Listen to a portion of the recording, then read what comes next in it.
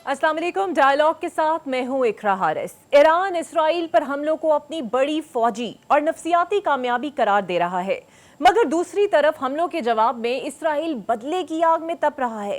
Iran में इस मार्के के बाद जश्न का माहौल है, लेकिन खित्ते में इस वक्त जंग के बादल मंडला रहे हैं। खित्ते में बढ़ती इस आग में आने वाले दिन इंतहाई अहम हैं। हम जोग्राफियाई तौर पर ईरान के हमसाए हैं और बहुत से मुश्तरकात भी हैं, इसलिए ये जंग हमें ज़रूर मुतासर करेगी। अफगानिस्तान में 2 आलमी जंगें और अब इस जंग से ऐसा लग रहा है कि जोग्राफिया हमारा गला घोंट रहा है। इसराइल ईरान जंग की शक्ल में हमें अंदरूनी और बैरूनी दबाव का सामना भी होगा और बहुत से खतरात भी दरपेश होंगे। नई हुकूमत के लिए अंदरूनी और बैरूनी तौर पर कशीदा हालात से निमटना नामुमकिन नहीं तो हद से ज़्यादा मुश्किल ज़रूर होगा। ईरानी सदर का इस हमले के फौरी बाद पाकिस्तान का 2 रोज़ा दौरे ने पूरी दुनिया की नजरें पाकिस्तान पर मरकूज कर दी हैं। दूसरी जानिब हुकूमत के कयाम को बामुश्किल 1 ही माह हुआ है और इस दौरान 6 जजेस का खत, ऑपोजिशन ग्रैंड अलायंस की एहतजाजी तहरीक, नून लीग के अंदर बढ़ते खलकशार और बयानात में तजादाद हुकूमत को कबल अज वक्त ही परेशान किए हुए हैं। मौशी, सियासी और आलमी तनाज़ात में जकड़ी इस इत्तेहादी हुकूमत की काबीना में अक्सरियत बराह रास्त मुंतखब न होने वालों की है। नून लीग के पोस्टर बॉय नवाज शरीफ बज़ाहिर नाराज हैं और शहबाज शरीफ सियासत से लाताल्लुक। मौजूदा वजीर आजम ने पिछले 16 माह की हुकूमत में एक भी सियासी मीटिंग नहीं की। सियासत से लाताल्लुकी का यही अमल जारी रहा तो हुकूमती इत्तेहाद बिलखसूस नून लीग को सियासी नुकसान पहुंचने का अंदेशा है। होना तो ये चाहिए था कि इस तरह की सूरत हाल में नए इलेक्शन के बाद हर रोज पार्लियामान, SIFC और वफाकी काबीना के हंगामी इजलास होते, मुल्क के तमाम बिगड़े हुए मामलात पर कानून साजी की जाती, दिन रात फैसले किए जाते, लेकिन ऐसा कुछ भी नहीं। जरूरत यह है कि हुकूमती अशराफिया अवाम में उम्मीद की किरण जगाने के लिए जोर लगाए और उम्मीद भी तभी पैदा होगी जब इंतकाम की भड़कती आग से निकलकर कानून और दस्तूर को वाहिद मयार बनाया जाए। इस तमाम सूरत हाल पर बात करने के लिए आज हमारे मेहमान हमारे साथ मौजूद होंगे। सबसे पहले हम बात करेंगे मुस्लिम लीग नून के सीनियर रहनुमा राना सनाउल्लाह से। सर एक आम सवाल एक आम आदमी के जहन में आता है कि एक प्रेस कॉन्फ्रेंस में ये कहा गया कि इंतखाबात के बाद इस्तेहकाम नहीं आया, PTI की हुकूमत ख़त्म हुई, यही दावा हुआ कि अब इस्तेहकाम आएगा, फिर इलेक्शंस का इंतज़ार किया गया, लेकिन हुकूमत भी बन गई। तो सर अब क्या वजह है जिसके बाद इस्तेहकाम नहीं आ पाया? देखें, इस्तेहकाम जो है वो इलेक्शन से मुतल्लक होता है और 2018 के इलेक्शन के बाद इस्तेहकाम इसलिए नहीं आया कि उन इलेक्शन के रिज़ल्ट को तस्लीम नहीं किया गया। ये मामला 2013 के इलेक्शन में भी हुआ था और यही मामला जो है ये 2024 के इलेक्शन के साथ भी है कि उसके रिज़ल्ट्स को जो है वो तस्लीम नहीं किया गया। बहुत सारी आवाज़ें हक़ में और बहुत सारी ख़िलाफ़ जो है वो उठ रही हैं। तो किसी भी सियासी हुकूमत या सियासी जो सिस्टम है उसके लिए ये बड़ी एक बुनियादी चीज़ है कि एक फ्री फेयर इलेक्शन जिसके ऊपर सभी सियासी कुव्वतों का, स्टेक होल्डर्स का एतमाद हो, वो बहुत ज़रूरी है, जो कि पाकिस्तान अभी तक इसमें नाकाम रहा है।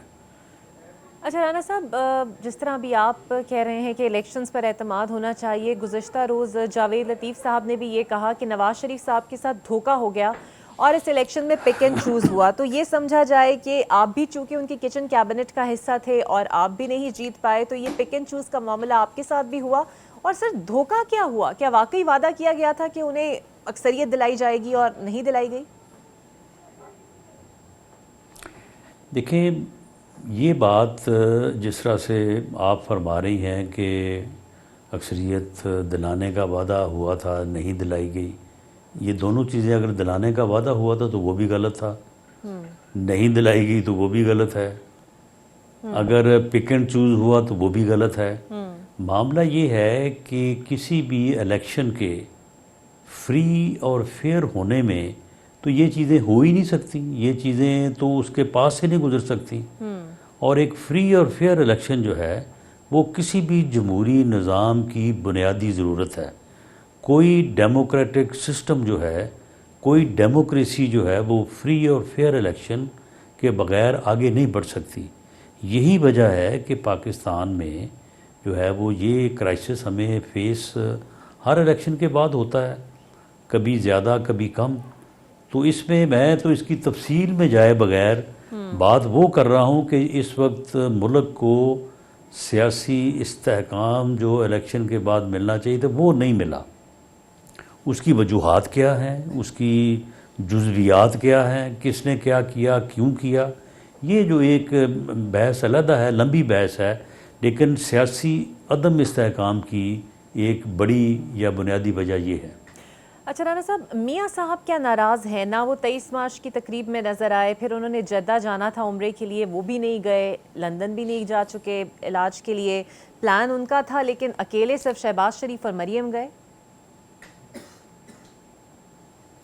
دیکھیں، میاں نواز شریف صاحب ناراض تو بالکل نہیں ہیں، لیکن ان کا جو پروگرام تھا یا پارٹی کے ساتھ ہم نے جو ایک ہم نے اپنا پروگرام لانچ کیا تھا، جو ہماری پلاننگ تھی کہ ہم اس طرح سے الیکشن میں جائیں گے، اور ہماری یہ امید تھی، ہماری کوشش تھی، ہماری اسٹرگل تھی کہ ہم اس میں سمپل میجورٹی حاصل کر کے اپنی گورنمنٹ فارم کریں گے جس کو لیڈ میاں نواز شریف کریں گے، اور ہم ان طریقوں پہ یا عمل کرتے ہوئے ملک کو اس معاشی دلدل سے نکالیں گے. یہ الیکشن جب ہو جائے گا تو سیاسی استحکام آ جائے گا. یہ چیزیں جو ہے وہ نہیں ہو سکیں. اس وجہ سے وہ ایک سائڈ پہ یا فکر مند ہونے کی حد تک تو آپ کہہ سکتی ہیں، لیکن مایوسی نہیں ہے. جو فیصلہ عوام نے کیا ہے ہم اس فیصلے کے ساتھ ہیں.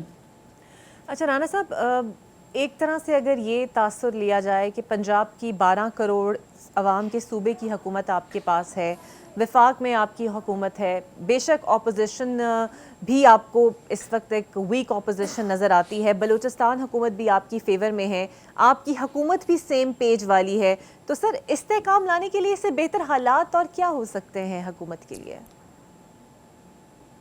جی، میں نے جس طرح سے پہلے عرض کیا کہ ایک غیر متنازع فری فیئر الیکشن کسی بھی جمہوریت میں سیاسی استحکام کی بنیاد ہے، جو کہ پاکستان میں باوجود کبھی ہم جو ہے وہ ایک اینڈ پہ ہوتے ہیں تو ہمارے مخالف دوسرے اینڈ پہ ہوتے ہیں، کبھی وہ ایک اینڈ پہ ہوتے ہیں اور ہم دوسرے اینڈ پہ ہوتے ہیں. یہی سلسلہ جو ہے وہ پچھلے 3 الیکشن بلکہ 4 سے تو میں دیکھ رہا ہوں، اور اس سے پیچھے اگر آپ ہسٹری میں جائیں تو وہ بھی حالات کو اتنے زیادہ مختلف نہیں ہیں. اچھا رانا صاحب، 6 ججز کا جو خط ہے اور سپریم کورٹ کا جو از خود نوٹس ہے، اس کے بعد کہا یہ جا رہا ہے، خبریں آ رہی ہیں کہ کیا میاں نواز شریف اس کیس میں فریق بننے جا رہے ہیں؟ کچھ ایسا ارادہ وہ رکھتے ہیں؟ اس قسم کی کوئی بات ابھی پارٹی لیول پہ ڈسکس نہیں ہوئی، اور اس میں پارٹی جو فیصلہ کرے گی اس کے مطابق میاں نواز شریف صاحب ضرور اس کے اوپر عمل کریں گے.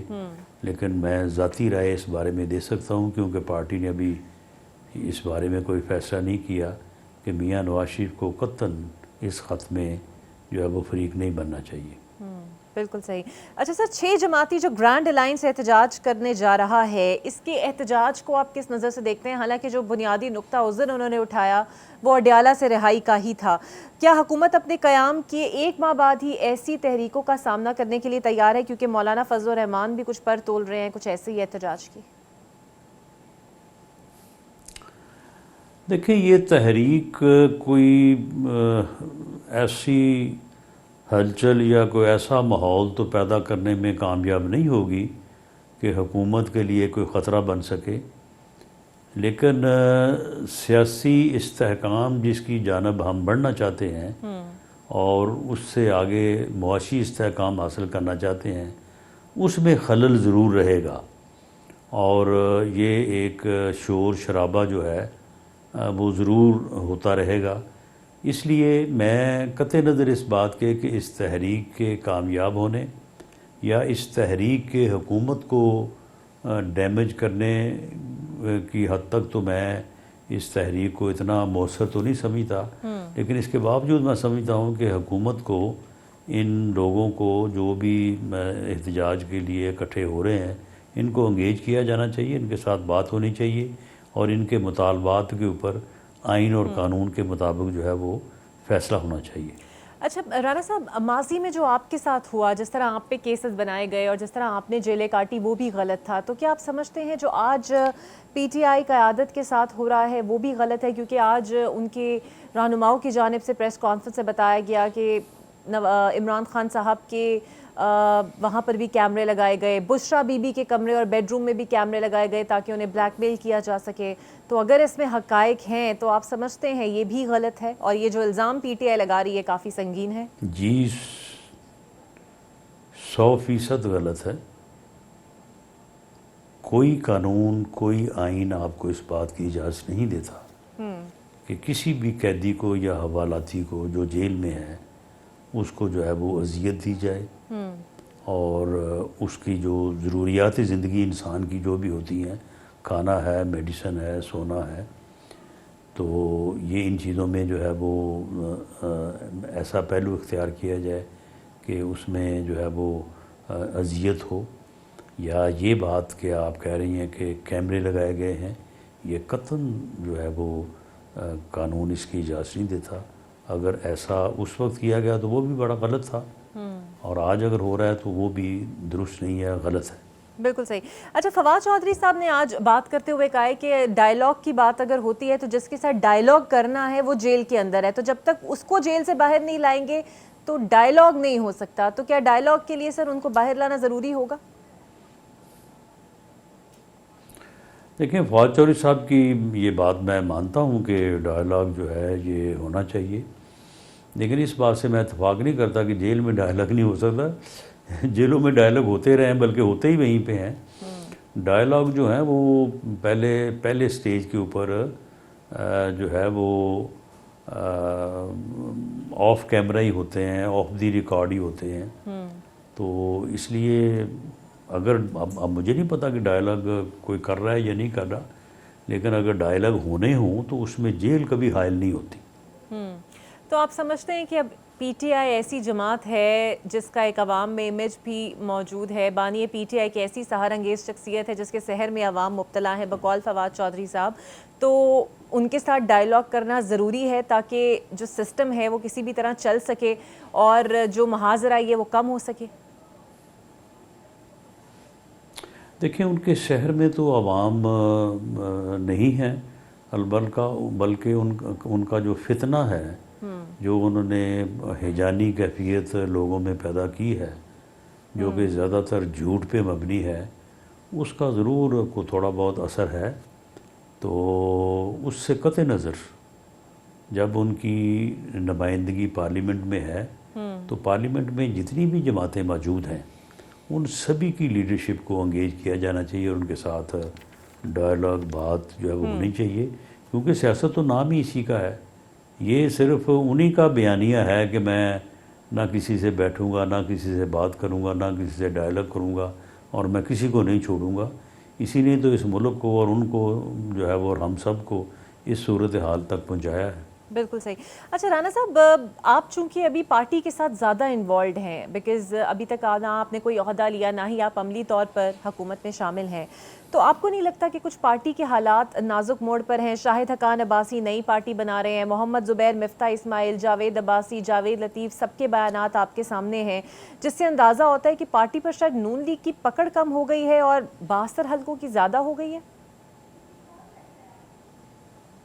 نہیں، پاکستان مسلم لیگ نون بطور جماعت جو ہے وہ پوری طرح سے منظم ہے، متحرک ہے۔ ابھی کل کی تو بات ہے کہ ہم نے 21 اکتوبر سے لے کے 8 فروری تک ایک بڑی بھرپور جو ہے وہ ایکسرسائز کی ہے، جو کہ کم و بیش جو ہے وہ 5 مہینوں پہ مشتمل تھی، اور ہم نے جو ہے وہ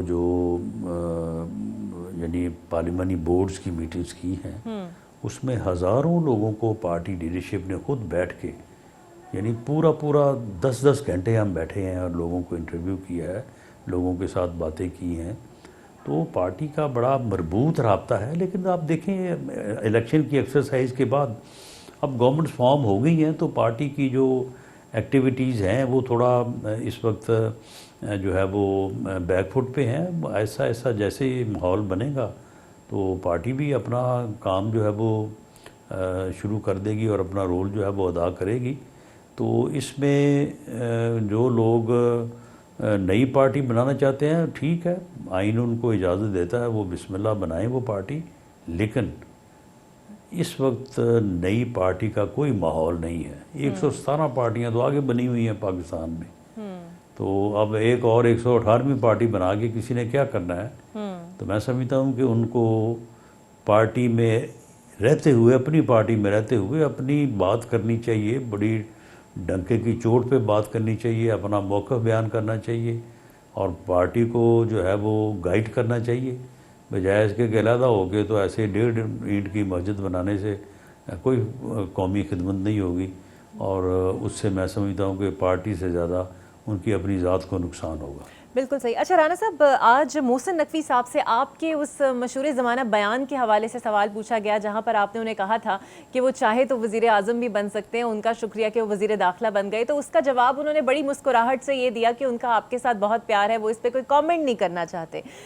لیکن رانا صاحب, آپ کا جو بیان ہے اس کو اپوزیشن نے بڑا اپنے فیور میں لے کر اسے چارج شیٹ بنا دیا ہے کہ رانا صاحب اگر یہ کہہ رہے ہیں تو اس کا مطلب ہے کہ محسن نقوی صاحب وزیر اعظم سے زیادہ پاورفل ہے.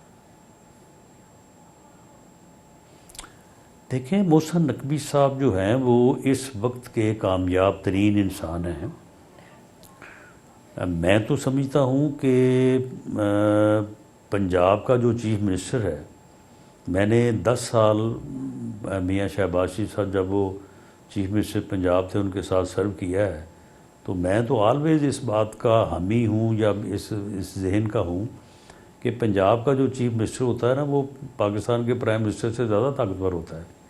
Because the 65% Pakistan is Punjab is 65% of Pakistan. تو وہ پنجاب کے چیف منسٹر رہے ہیں, اس میں کوئی شک ہے. اور اس کے بعد جو ہے وہ پھر پی سی بی کے چیئرمین بھی بنے ہیں. پھر ان کا دل آیا کہ میں نے انٹیریئر منسٹر بننا ہے, وہ بن گئے. پھر انہوں نے کہا کہ سینیٹر بننا ہے, سینیٹر بن گئے. تو وہ اس وقت کامیاب ترین انسان ہے.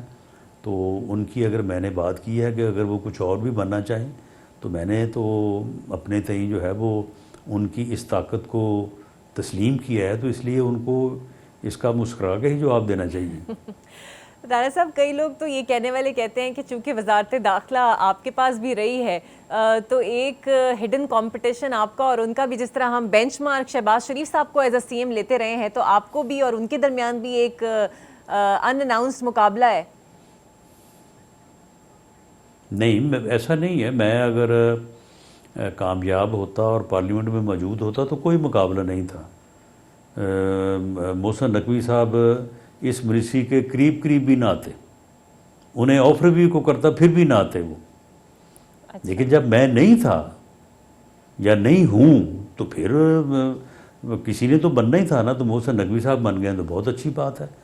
میں نے اگر کسی منسٹر کو مبارکباد دی ہے تو وہ محسن نقوی ہیں, میں نے ان کو مبارکباد دی ہے باقاعدہ.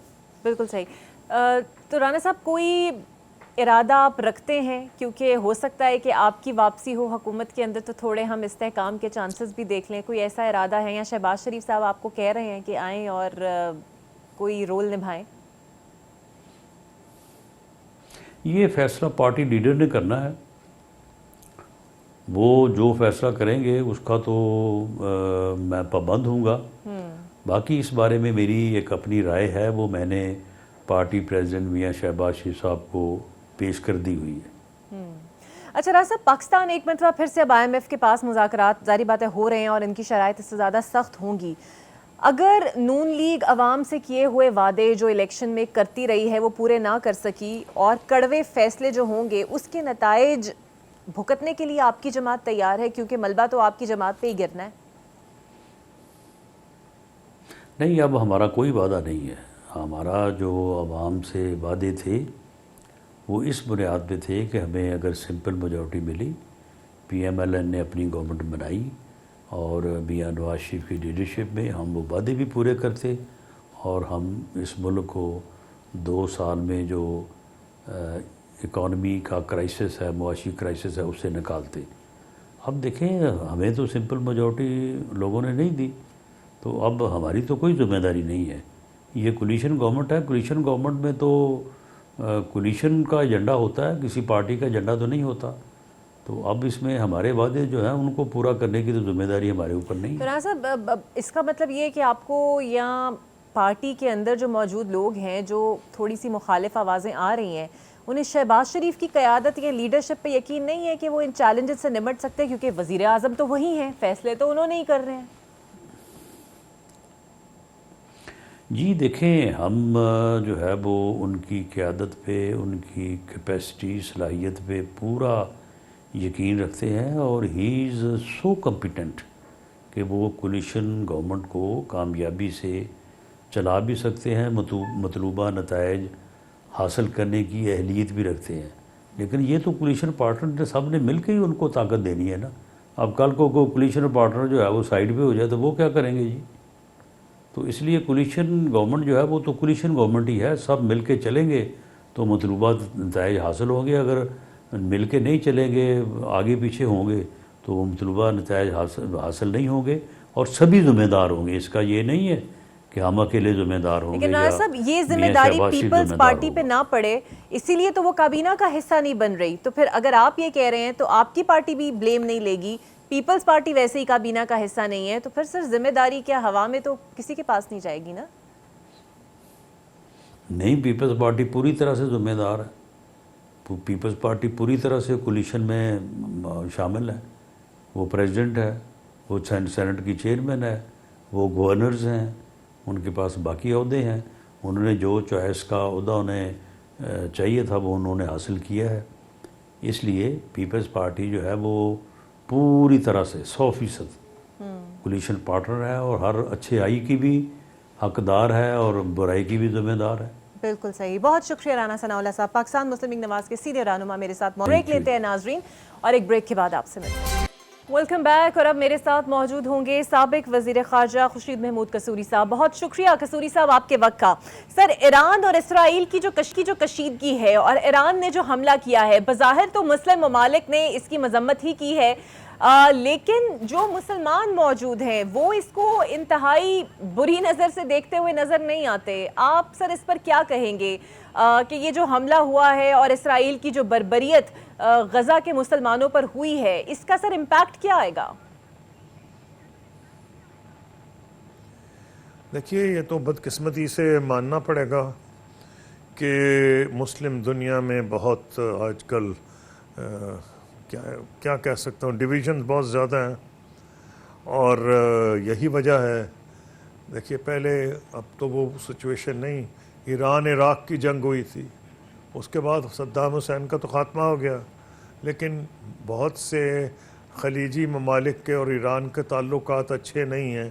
یہ میں کو اسٹیٹ سیکرٹ تو نہیں بتا رہا، میں نے تو خود کانفرنسز اٹینڈ کی ہیں ایز فارن منسٹر، جن کا میں زیادہ ذکر نہیں کرنا چاہتا، اور یہ کوئی نئی بات نہیں ہے، بڑی پرانی بات ہے، اس کا تو میں اپنی کتاب میں بھی ذکر کر چکا ہوں۔ تو یہ تو ایک ہے، حقیقت ہے، میں کیا اس پہ کہہ سکتا ہوں۔ اسی لیے مسلم امہ میں بہت لوگوں کو افسوس ہے اس بات پہ کہ ایک یونائٹڈ رسپانس نہیں آیا۔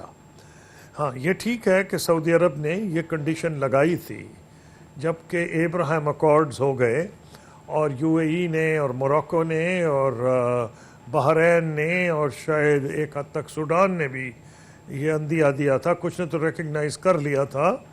تو سعودی عربیہ نے یہ ضرور شرط لگائی تھی کہ وہ تب ان کے ساتھ تعلقات اپنے نارملائز کریں گے جب 2 اسٹیٹ سلوشن، یعنی کہ جو فلسطین کا مستقبل کے بارے میں کوئی فیصلہ ہو جائے۔ اور سعودی عرب کے جو ان کے سامنے جو تھا سلوشن، وہ ہے جس کو پہلے کہا جاتا تھا کراؤن پرنس عبداللہ کا سلوشن، بعد میں عرب لیگ نے اس کو ایکسیپٹ کر لیا، بعد میں پاکستان اور دنیا کے کئی ممالک نے اس کو انڈورس کیا، اور وہ یہ تھا land for peace, 2 state solution جس میں بیت المقدس جو ہے وہ دارالخلافہ ہوگا، لبریٹڈ انڈیپینڈنٹ پیلسٹائن کا۔ یہ سعودی عرب نے شرط تو لگائی تھی، دوسروں نے وعدے تو ضرور کیے کہ ہم اس کے لیے ایفرٹ کریں گے، سعودی عرب نے یہ شرط لگائی تھی پیشگی۔ میرا خیال ہے کہ اگر آپ کرنٹلی دیکھیں تو یہ پوزیشن بالکل کلیئر ہے کہ سعودی عرب کی جو پوزیشن تھی وہ مزید مستحکم ہو گئی ہوگی، کہ ان کا اوریجنل فیصلہ ٹھیک تھا اور وہ ابراہیم اکارڈز میں جلدی میں شامل نہیں ہوئے، اور انہوں نے یہی کہا تھا کہ جب تک فلسطین کا کوئی مسئلہ حل نہ ہو ہم یہ، اور انہوں نے یہ کہا تھا اگر ہم نارملائز کریں گے، یہ ضرور انہوں نے کہا تھا اسرائیل کے لیے ساتھ، جو کہ ایک انڈیکیشن تھی کہ وہ شاید یہ سوچ رہے ہیں ان لائنز پہ کہ اسرائیل کو ایکسیپٹ کریں گے، لیکن ان کا ہم جا کے اس کے لیے ایفرٹ کریں گے اور اوپنلی ایفرٹ کریں گے کہ جی ایک independent Palestinian state with Jerusalem as a capital مورز وجود میں آ جائے۔ تو لیکن ڈفرینسز تو ہیں، اب یہ اس میں میں کیا کہہ سکتا ہوں، یہ تو بہت بدنصیبی کی بات ہے۔ اچھا قصوری صاحب، آپ سر اس بات سے ایگری کریں گے، اور بہت سارے جو تھنک ٹینک ہیں وہ بھی اس بات پہ تو نظر آتے ہیں مطمئن، کہ اسرائیل کو ایران نے ایک دفعہ ہلا کر تو رکھ دیا ہے، اور جس قسم کی بہادری اور جرت کا مظاہرہ تو کیا ہی کیا، لیکن جو سفارتکاری کے محاذ پر ایران موون کر رہا ہے وہ بھی سر آپ کو لگتا ہے کہ ایک وقت بھی تہران نے ضائع نہیں کیا؟ بہت سے ملکوں کے ساتھ اپنے روابط بھی رکھے ہوئے ہیں، اور ابھی تک تو یہ لگ رہا ہے کہ امریکہ کے لیے بھی بڑا چیلنج ہوگا کہ وہ اسرائیل کی دھاک کو برقرار رکھے۔ نہیں، بلکہ امریکہ نے تو واضح طور پہ یہ کہہ دیا ہے کہ وہ انفیکٹ اس میں بڑی انٹرسٹنگ ڈپلومیسی چل رہی ہے، ایک حقیقت بھی ہے لیکن بہت حد تک اس کو بڑھایا بھی جا رہا ہے۔ کہا یہ جا رہا ہے کہ اسرائیل کا جو ڈیفنس ہے، آئرن ڈوم جس کو کہا جا رہا ہے، جس نے اینٹی میزائل ڈیفنس ہے، وہ اتنا کامیاب ہے کہ پریزیڈنٹ بائیڈن نے مبارک دے دی، 99% گرا دیے گئے میزائلز۔ آج میں ٹامس فریڈمن کا آرٹیکل پڑھ رہا تھا نیو یارک ٹائمز سے، حالانکہ بڑے جچے تلے الفاظ میں بات کرتے ہیں اور وہ خود نیتن یاہو کے حق میں بھی نہیں، لیکن آج انہوں نے اتنی تعریفوں کے پل باندھ دیے ہیں، اسرائیل نے یہ کمال کر دیا، وہ کمال کر دیا، ویسٹ کی ٹیکنالوجی نے، لیکن باٹم لائن یہی تھی جو پریزیڈنٹ بائیڈن کی تھی کہ بھائی آپ کی وکٹری ہو گئی ہے، بس کریں، اب آپ کو آئندہ کچھ کرنے کی ضرورت نہیں۔ یہ دوسری بات ہے کہ نیتن یاہو کیا کریں گے، وہ اگر آپ سوال پوچھیں گی تو میں جواب دوں گا، لیکن اس حد تک تو امریکہ ہو یا وہاں کے لکھنے والے ہوں، بالکل کلیئرلی وہ ایران کو پیغام اسرائیل کو پیغام دے رہے ہیں کہ آگے کرنے کی کچھ ضرورت نہیں۔ اب سیکورٹی کونسل میں بھی یہ کہا گیا ہے کہ جناب ہو گیا جو ہو گیا، اب جو دونوں پاورز جو ہیں ان کو ریسٹرینٹ دکھانے کی ضرورت ہے۔ تو ایران کی یہ کامیابی ضرور ہے کہ اس نے ڈپلومیٹکلی یہ ثابت کیا کہ جی ہم نے جو ان کو جواب دیا ہے وہ انڈر انٹرنیشنل لا جو ہمیں پروٹیکشن کا رائٹ ہے، انہوں نے جو ہماری کانسولیٹ جو ایمبسی میں واقع ہے ان عراق ان سیریا، اس کا ہم نے جواب دیا ہے، کیونکہ under international law an attack on embassy or a consulate is considered an attack on the country itself۔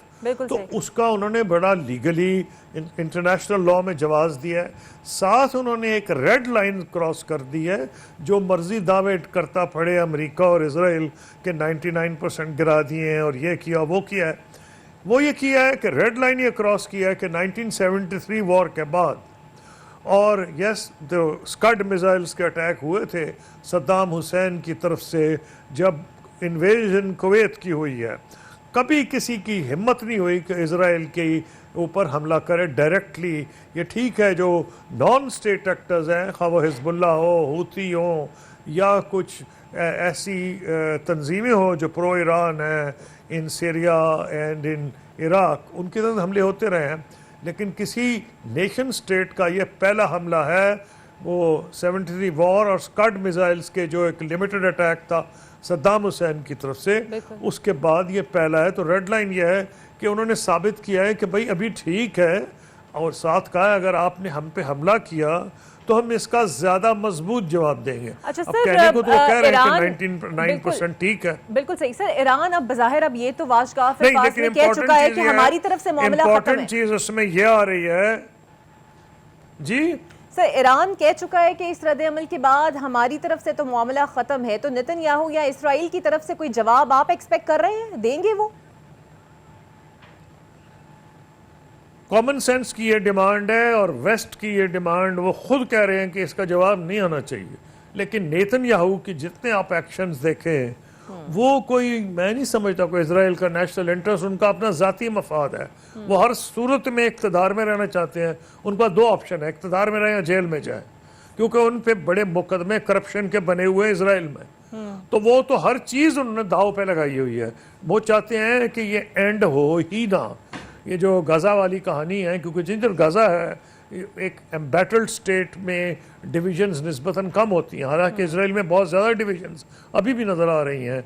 और इसलिए मैं ये समझ रहा हूँ कि नेतन्याहू को प्रिडिक्ट करना ज़रा मुश्किल है, लेकिन लग नहीं रहा कि वो करेंगे। नेतन्याहू के बारे में ये ज़रूर है कि अगर उनको ये नज़र आया कि उनको इक़्तिदार बिल्कुल ही जा रहा है तो बईद नहीं कि वो कुछ ना कुछ करें। वो कुछ ना कुछ क्या होगा, क्या वो ईरान पे हमला करेंगे?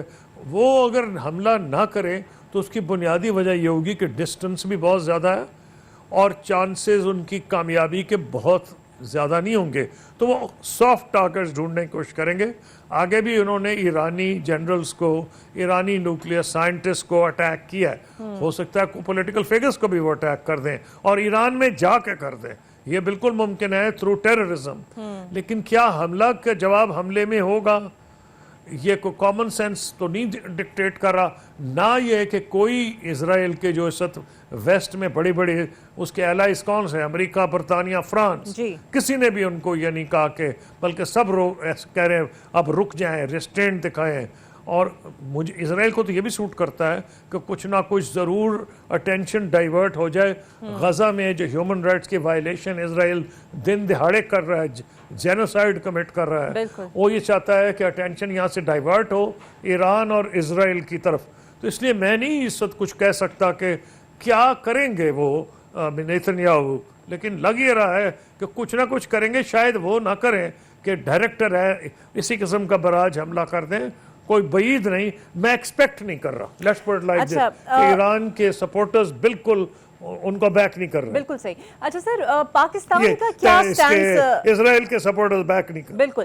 अच्छा सर, जाते जाते मैं चाहूंगी आप इस पे भी कमेंट कर दें, चूंकि अमेरिका के अंदर भी इलेक्शंस हो रहे हैं, तो ट्रंप ने ये गुज़िश्ता दिनों में वर्ल्ड वॉर 3 की जो टर्म है उसे 12 बार रिपीट किया है, और कल ट्विटर पे भी ईरान इसराइल के बाद ये वर्ल्ड वॉर 3 की टर्म जो है वो काफ़ी ज़्यादा ट्रेंड कर रही है। तो आपको लगता है कि कोई खत्ते में ऐसी सूरत हाल बनने जाएगी कि खुदा ना खास्ता हम वर्ल्ड वॉर 3 की जानब चले जाएं? देखिए, इस वक्त तो नहीं है। क्यों? रूस फंसा यूक्रेन में, अमेरिका फंसा यूक्रेन में, वेस्ट फंसा यूक्रेन में, अमेरिका और वेस्ट फंस गया मिडिल ईस्ट में जी। चीन फंसा हुआ है साउथ चाइना सी में, जहां पूरी कोशिश कर रहा है अमेरिका कि फिलीपींस और जापान के साथ मिलके और जिस हद तक मुमकिन हो इंडिया को नथी करके चाइना को कॉर्नर किया जाए। इसलिए किसी के मफाद में नहीं है, because of south China C, because of Ukraine, because of middle east, great powers नहीं चाहती।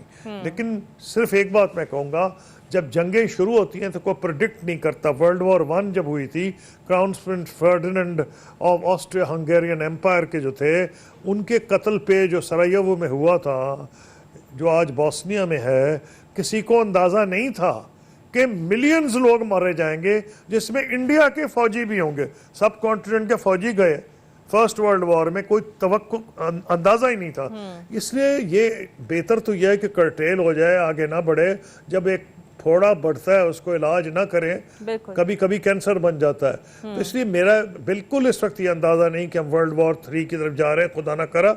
लेकिन अगर मामलात कंट्रोल ना किए जाएं, जो कि इस वक्त लग रहा है कि कोशिश है नेतन्याहू की, इजराइल के जो प्राइम मिनिस्टर हैं, कि मामला बढ़े ताकि अटेंशन हट जाए यहाँ से।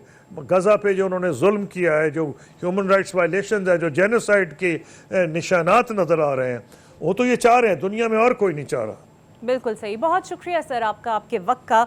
अब देखते हैं कि ये खत्ते की हुई सूरत हाल में पाकिस्तान का क्या किरदार रहेगा और पाकिस्तान किस तरह मुतासिर होगा। मुझे दीजिए इजाज़त, कल होगी आपसे फिर मुलाकात। अल्लाह हाफ़िज़।